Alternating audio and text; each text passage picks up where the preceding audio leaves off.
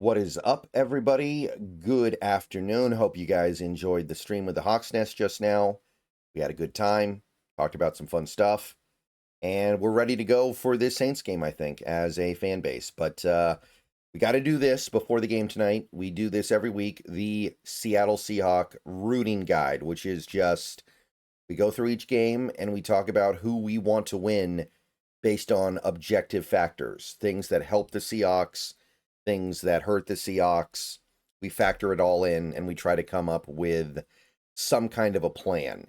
And we're still at the point in the season where a lot of these games don't really mean anything.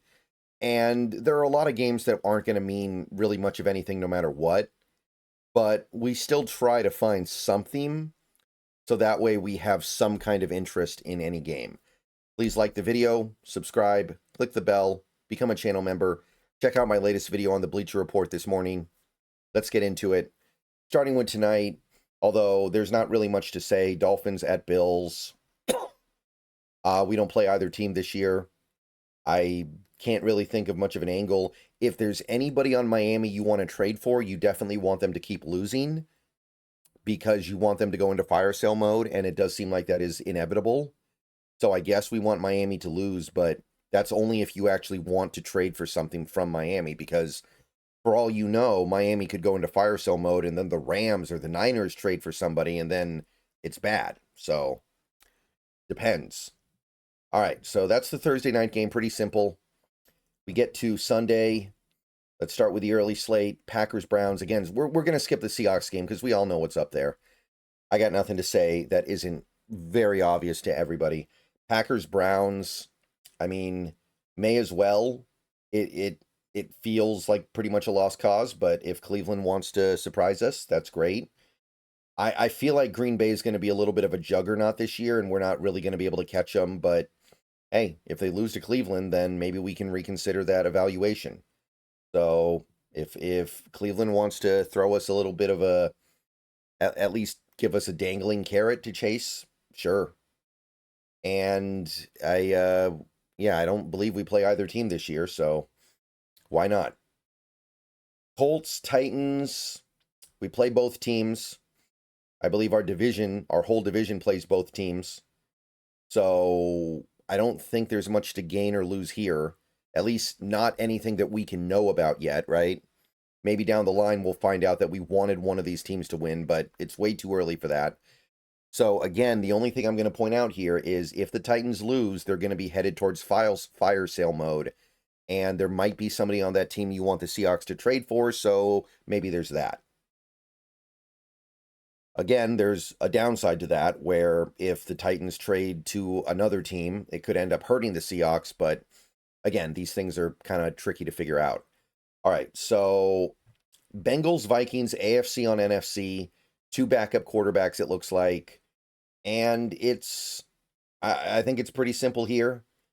We need the Vikings to wear as many L's as possible while McCarthy's out. And I know that kind of sounds funny to say because McCarthy doesn't even look like he's very good, but we have to assume that he's better than Carson Wentz. Like, that's a pretty low bar to clear.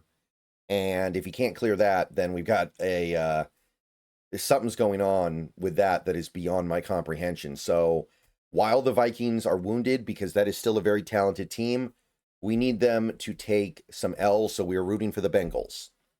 And I'm also rooting for you to check out Sleeper. Let me tell you all about them.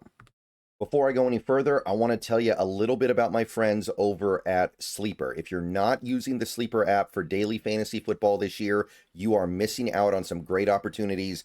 Take a look on the left side of your screen right now. Look at all these great things you can do over there at any time you want to. Make all kinds of over-under picks. Let's take a look at my entry for this week. I got Bijan and Saquon scoring anytime touchdowns. I think both those guys are going to get in the end zone and help lead their team to big victories. I got Pat Mahomes going over 29.5 rushing yards. He's going to need to run the ball a lot because of the way that Chiefs offense is right now. And I got JSN going over 68.5 receiving yards. Got to keep going the over on JSN until he gives us a reason not to.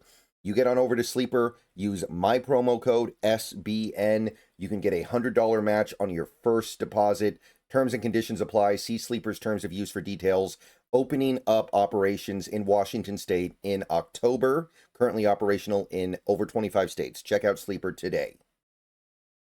All right, welcome back. Steelers Patriots is the next game. We beat the Pittsburgh Steelers this year, so may as well root for them to win pretty much every other game this year. I can't really think of anything else to say about this one. Like, we don't play New England this year. I don't think we have any vested interest there, but Pittsburgh could end up being an important win for us.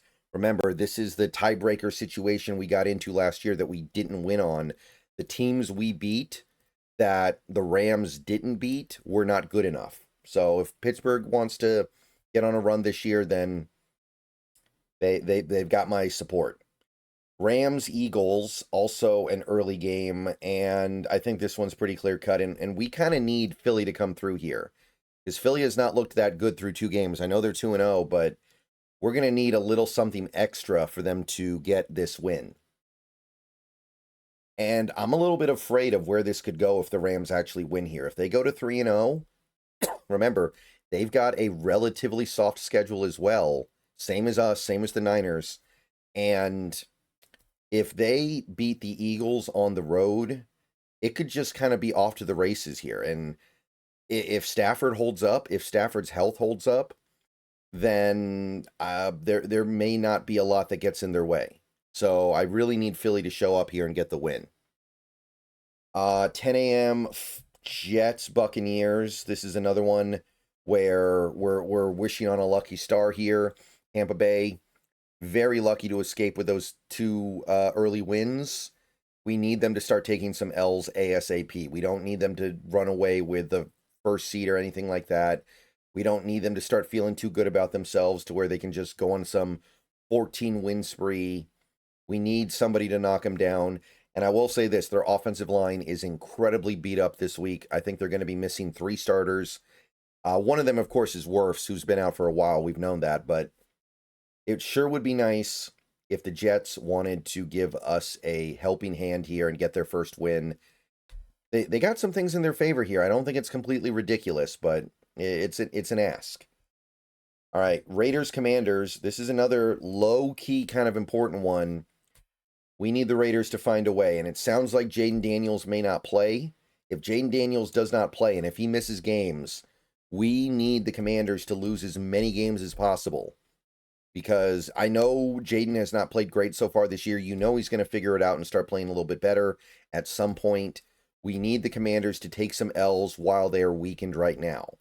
That is a team that is likely going to be involved in the wild card hunt. And if Seattle ends up in a fight with them, we don't need them having a bunch of early wins they banked with, I think it's Marcus Mariota at quarterback. But whoever it is, we need them to start taking some L's. Falcons, Panthers. I don't see any reason to do anything other than just root for the Falcons as much as you can. We need that pick to get pushed down a little bit with the Rams because, I don't think the Rams are going to be some juggernaut. I'm not there yet.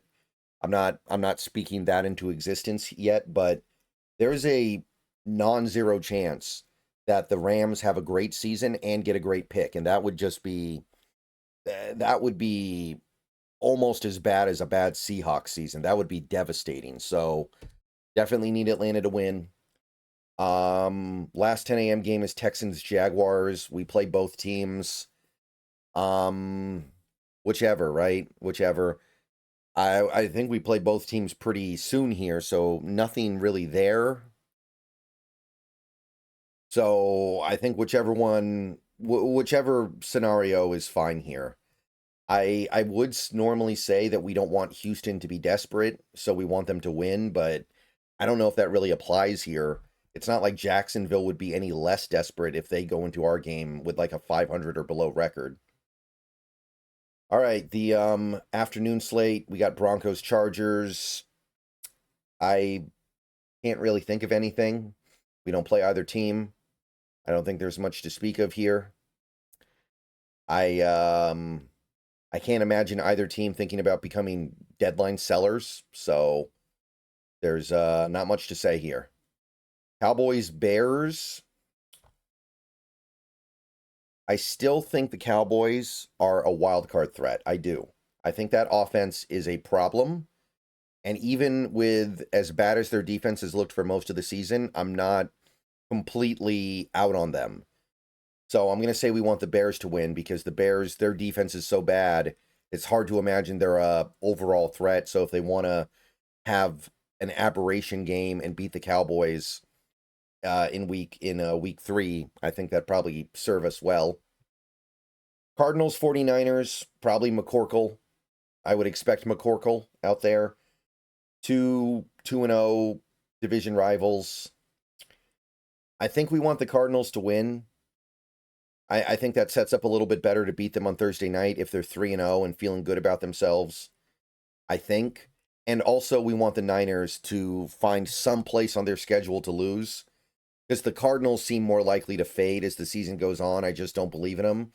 And the Niners, at a certain point, we're going to have to look at that Niners schedule and say, are they just going to win 15 games? And I don't want to get to that point. So at some point, we need somebody to knock them off. So I think we want the Cardinals to win. Chiefs, Giants, not that it really matters. The Giants might be the worst team in the league, but why not root for them to keep getting pushed down? And hey, if you want to trade for Dexter Lawrence, you got to keep rooting for the Giants to get humiliated. And I think that's actually a non-zero possibility at this point, or has a non-zero probability of happening. And Monday Night Lions, Ravens, again, AFC on NFC, pretty simple. Rooting for the Ravens. And that's actually a pretty full week. There's actually some rooting interest in most games. We got something to compelling to us, I think. Maybe 2 or 3 games where there isn't. And that's it. All right. Injury report video coming later, but that's it for now. Everyone have a good rest of your day. Go Hawks. And that's the rooting guide as I see it in week 3.